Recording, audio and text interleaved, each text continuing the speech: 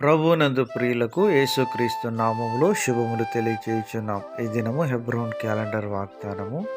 యెహోవా యందు ఆనందించుట వలన మీరు బలమొందుదురు. నెహెమ్యా గ్రంథము 8వ అధ్యాయము 10వ వచనంలో దేవుడు ఈ మాటలు తెలియజేస్తున్నాడు.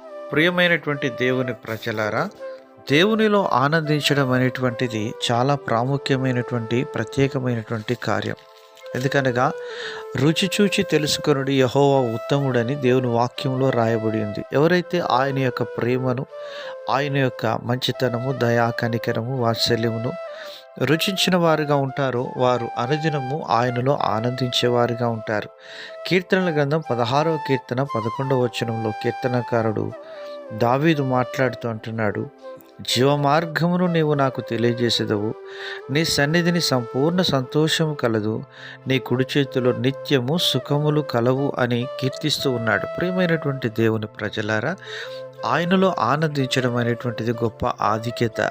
నిజంగా మన యొక్క ఆధ్యాత్మికమైనటువంటి జీవితంలో దేవుడు మనకు రాజుగా ఉంటున్నాడు. ఆయన రాజులకు రాజు, ప్రభులకు ప్రభు. దైవజనుడు దావీదు ఇలాగన కీర్తిస్తున్నాడు. 21వ కీర్తన మొదటి చరణంలో, యెహోవా రాజు నీ బలమును బట్టి సంతోషించుచున్నాడు, నీ రక్షణను బట్టి అతడు ఎంతో హర్షించుచున్నాడు అని కీర్తిస్తున్నాడు. బలము దేవునిది. నిజంగా పౌలు గారు అంటున్నారు ఫిలిప్పీ పత్రిక 4వ అధ్యాయం 13వ వచనంలో, నన్ను బలపరచువాని యందు నేను సమస్తమును చేయగలను అని దైవజనుడు పౌలు గారు చెప్తున్నారు.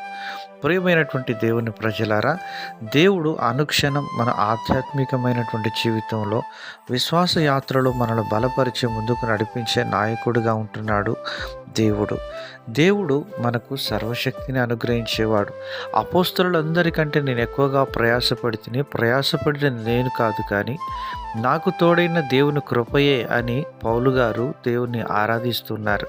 ప్రియమైనటువంటి దేవుని ప్రజలారా, దేవుని యందు నీవు ఆనందించుట వలన నీ జీవితంలో ఆధ్యాత్మికంగా బలము పొందేవాడుగా ఉంటావని దేవుని వాక్యంలో ఎంతో ఖచ్చితంగా సెలవిస్తుంది. పౌలు శీలుడు చెరసాలలో శ్రమలలో ఆనందిస్తున్నప్పుడు వారు ఆత్మీయ జీవితంలో బలము పొంది చెరసాల పునాదులు కదులుతూ వచ్చినాయి, చెరసాల తలుపులు, బంధకాలు ఊడిపోతూ వచ్చినాయి.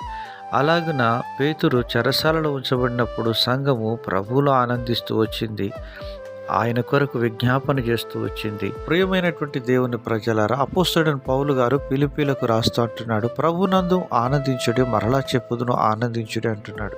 ఎందుకనగా ఆనందం అనేటువంటిది ప్రభువులోనే దొరుకుతుంది. లోకంలో ఇటువంటి ఆనందం లేదు ప్రియులారా. ఎందుకనగా దేవుని యొక్క రాజ్యము భోజనం పానము కాదు, కానీ నీతియు సమాధానం పరిశుద్ధాత్మ యందలి ఆనందం అంటున్నాడు. పరిశుద్ధాత్మ దేవుని కలిగి ఉన్నప్పుడు ఆ ఆనందంతో మనం నింపబడతాం.